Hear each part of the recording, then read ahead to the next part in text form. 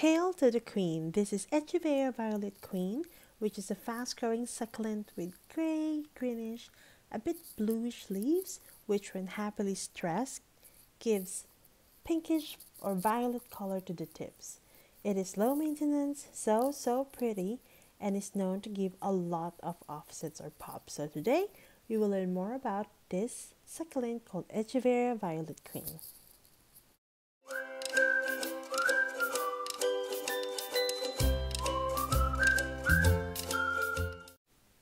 I have two pots here that needs attention. This one is very dehydrated, really dry pot, and you can see a lot of dried leaves as well as some leaves that are dripping down.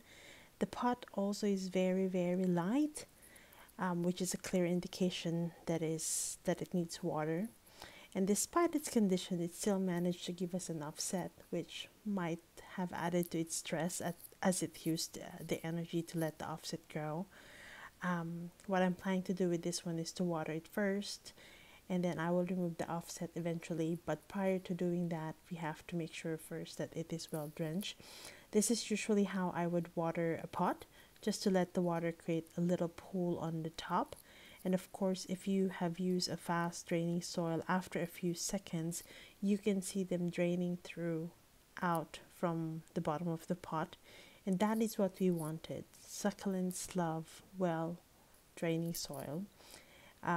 Since the soil is completely dry, I will do a second or maybe even a third round of watering, and that will for sure make this one very happy. Now the second pot is this heavily pregnant mother plant that has a lot of offsets, and because of that, the pot is now cramped with a very little space for the babies to grow. So for pots such as this that is really compact, what I usually do is to remove the entire thing out of the pot. So just massage the pot a bit, just to loosen it up, and then you can just pull the whole plant out. And once it's out, just gently loosen up the soil a bit, and by doing that you will create some space between the plant and the soil, so you can see better where to cut the stems. And it also gives an opportunity to remove all the dried leaves, thus cleaning the plant a bit. And best to remove them because these leaves are haven for pests. They can lead to rots and just for general clean appearance of the plant as well. As you can see, this one is well rooted and established, but I will just remove some of the soil because I am planning to repot this mother plant later once we have done the harvest of the offsets. Okay, now for the fun part. So we just take our pair of scissors and look for a stem that we can cut first. Here we go. So we just gently cut there. That's it. Now the problem with compact pots such as this one is that when the offsets grow, they are deformed and they don't really have the rosette shape that we're hoping to have. So what I will do is remove the bottom leaves until I reach a point where it is looking more like a rosette. Of course, all the leaves that we are removing, we will keep them and we will try to propagate new plants from them.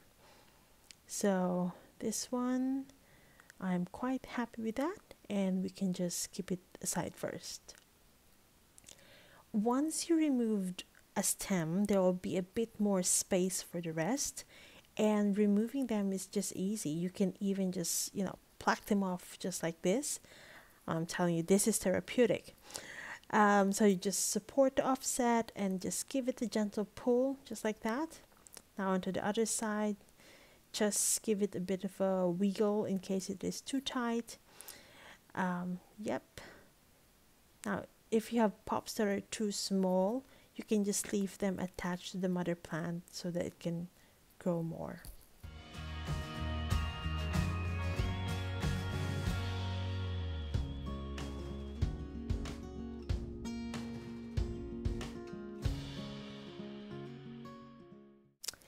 It is now time for us to repot this mother plant, and I will use this beautiful terracotta, which is a material that succulents grow well in, as terracottas are very porous.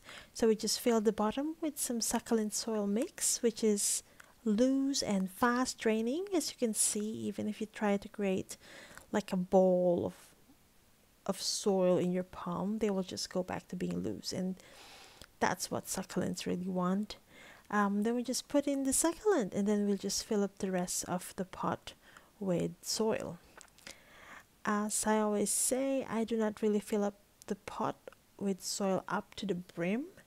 I leave about 1 to 2 centimeters basically, because I like to leave space that will allow me to have a water pool on top of the soil during watering, just exactly just how we did the watering earlier on in this video. Now, speaking of watering, Violet Queen is low maintenance, so you can just follow the general method of soak and dry, which is giving a generous amount of water when the soil is dry. For sun exposure, you can keep this one outside, where they can get morning sun, but in general they're no fuss, so even rain or shine is all good. You can just sit back, relax, enjoy them, and they will give you beautiful offsets, and they also have good colors during the winter. Now I just put some of these river pebbles as top dressing, just so these lower leaves will not really touch the moist soil. And that is about it. That's our Echeveria Violet Queen. We hope you learn a tip or two. If you have any questions, please feel free to put them in the comment section down below. If you have any suggestions of plants that you would like us to feature, or any tips at all, please let us know. Now for this offsets, I forgot to mention, just let them dry for about 2 to 3 days. Let the fresh cut colors first, and then you can plant them in dry soil. So yeah, that's it. If you haven't done so yet, please subscribe to our channel, and we would love to show you more videos about succulents and the things that we do in the succulent life. Until next video, ciao ciao.